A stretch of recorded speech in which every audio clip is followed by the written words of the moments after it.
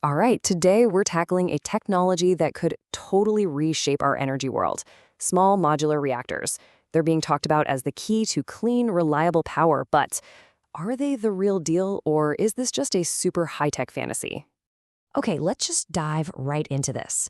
A recent report from the Information Technology and Innovation Foundation makes a really bold claim. They're framing these new reactors not just as an option, but as the one and only path to making nuclear a huge part of our future. So, why are we talking about this right now? Well, it's because our world, and especially the world of AI and big data, is getting unbelievably power hungry. I mean, the demand for electricity is about to go through the roof, and the tech industry is desperately looking for a solution. That's right. The huge data centers that run our digital lives, and especially this AI revolution, they need a staggering amount of electricity. And here's the kicker: they need it 24/7 without any interruptions. That's something renewables like wind and solar just can't promise. So these tech giants are scrambling, and they've landed on a pretty surprising idea: a new generation of small nuclear reactors to power their operations cleanly and reliably. Okay, before we get too far into what's new and small, let's do a quick refresh on the basics of how all nuclear power works. It all comes down to releasing the energy that's trapped inside atoms, and there are two totally different ways to do that. So you've got two fundamental approaches. On one side, there's fission. That's what we're talking about today, which is all about splitting heavy atoms like uranium to release energy. On the other side is fusion, which is what powers the sun. It forces light atoms together. Now, while fusion is kind of the holy grail of clean energy, it's still probably decades away from being practical. So for now, all nuclear power, big or small, is all about fission. It sounds super complicated, I know, but the World Nuclear Association has this brilliant, simple way of putting it. At its heart, a nuclear reactor is just a really, really hot machine. That controlled chain reaction creates a ton of heat, which boils water, which creates high-pressure steam, which then spins a turbine to make electricity. It's basically a 21st century power source using a 19th century trick. And this just shows you the sheer power we're talking about. The energy density of nuclear fuel is just mind-boggling. A single uranium fuel pellet, which is not much bigger than a gummy bear, has the same amount of energy as an entire ton of coal. That incredible efficiency, that's a huge part of why nuclear is so appealing. So, if we've had this amazing nuclear tech for decades, what's the big deal with these new, smaller reactors? Why is everyone so excited all of a sudden? Well, it's because they take that classic idea and completely change the game. It all boils down to three key things. First, they're small, obviously, making just a fraction of the power of a giant plant. Second, they're modular, which means you can stack them together like Legos to get exactly the amount of power you need. But honestly, that third point, that's the real game changer. They are designed to be built on a factory assembly line. In that small size, it means a tiny footprint. I mean, look at this.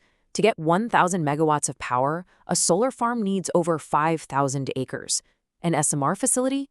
About 35.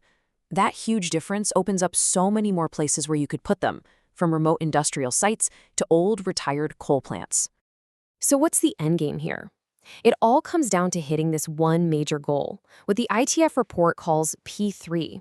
The dream for SMRs isn't just to be small and clean, it's to be cheap enough to go head-to-head with natural gas and coal on price alone, without needing a bunch of government cash to stay afloat.